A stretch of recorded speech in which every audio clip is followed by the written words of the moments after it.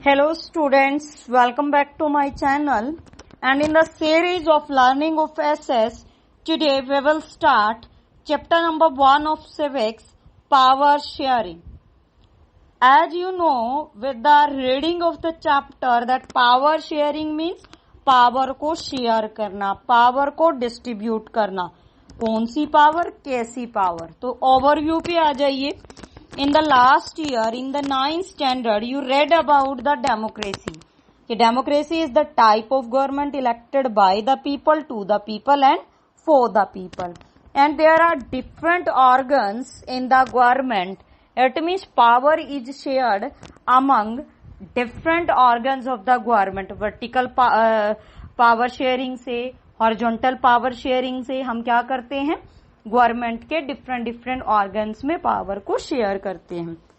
जैसे centre government, state government and local government, different organs हैं जिनमें अलग अलग पावर शेयर की जाती है अलग अलग लेवल पे. ऐसे ही हमारे executive, legislature and judiciary, these are the different organs. So how we share the power, why the power sharing is important for different organs of the government, and how the power sharing is beneficial for any particular country, we will read out in this chapter. We are taking the stories of two different countries, Belgium and Sri Lanka. Both the countries are democratic countries, but the power sharing of the government between different organs, among different organs, is differ from one country to another country. So with the help of these stories of two countries, we will read out about the power sharing. So we are taking the stories of two countries, Belgium and Sri Lanka. So first of all, we will start from the Belgium. Belgium क्या है? Belgium is a small country in Europe. Europe के अंदर Belgium एक छोटी सी country है, and it is very smaller country. It is smaller than the state of Haryana. India का जो state है हरियाणा, उससे भी छोटा आपका बेल्जियम है. एंड इसके जो borders, it means it is located in Europe. Europe में है, ये हमें पता लग गया. But where it with which countries it share the borders, international border, it share the borders with Netherlands, France and Germany, and its population is almost half of the Haryana. 1 crore के आसपास इसकी पॉपुलेशन है जो हरियाणा से आधी है. Now we talking about the ethnic composition of this country. Ethnic composition क्या है? Come on the next page. There is a glossary word, ethnic. Ethnic composition means a social division. What is ethnic? A social division. It means society को divide करना. But किसके base पे? Based on shared culture. यानी कि लोगों की जो culture है उसके बेस पे लोगों को डिवाइड करना. People belonging to the same ethnic group believe in their common descent because of physical similarities or of culture or both, and they need not always have the same religion or nationality. It means एक ही language, एक ही culture, एक ही religion को follow करने वाले लोगों का जो particular group होता है, that is called the ethnic composition of a particular country. So we are talking about the Belgium. It is located in Europe. It is smaller than Haryana. It share the boundaries with which countries? Netherlands, France and Germany. So now we will talk about the ethnic composition of this country. We can divide the Belgium in two parts. जैसे India को हम northern part and southern part में divide करते हैं, ऐसे ही हम Belgium को 2 parts में डिवाइड करते हैं. First is the Flemish region, second one is the Wallonia region. Flemish region is in the north direction and 59% people lives in Flemish region and they speak the Dutch language. It means in Flemish region 59% people speak the Dutch language. And in Wallonia region, in southern part of Belgium, 40% people live and they speak the French language. And rest of the 1%, it means Belgium के अंदर जो 1% लोग बचे हैं, they speak out the German language. Got it बेटा? 59% Dutch, 40% French and 1% German. अब देखिएगा बेटा, in history you will read out, जो जर्मनी है वो पहले जो है वर्ल्ड मैप के ऊपर एक कोई पर्टिकुलर कंट्री नहीं थी. डिफरेंट जो स्टेट्स हैं, डिफरेंट जो कंट्रीज हैं, उनके पार्ट्स को, अलग अलग पार्ट्स को मिला के इंटीग्रेटेड करके जर्मनी की जो है फॉर्मेशन हुई है. We will read out in detail in history about that.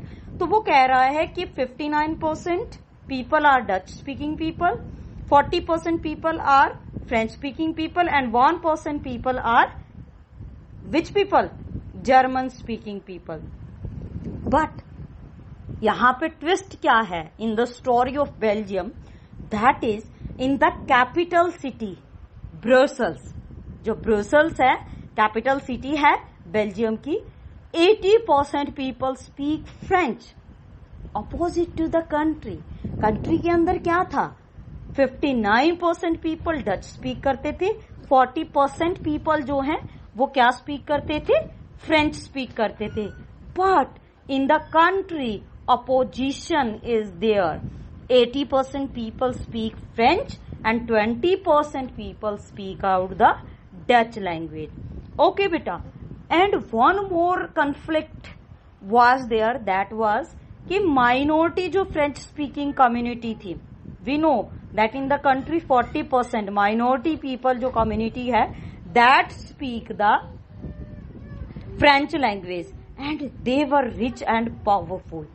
And जो डच स्पीकिंग कम्युनिटी है, जो मेजोरिटी ऑफ पीपल है, उनकी इकोनॉमिक डेवलपमेंट एंड एजुकेशन जो डेवलपमेंट है वो लेटर ऑन हुई. इट मीन्स वो जो है फ्रेंच के बाद में जो है डचीज ने एजुकेशन और इकोनॉमिक डेवलपमेंट जो है वो हासिल की थी.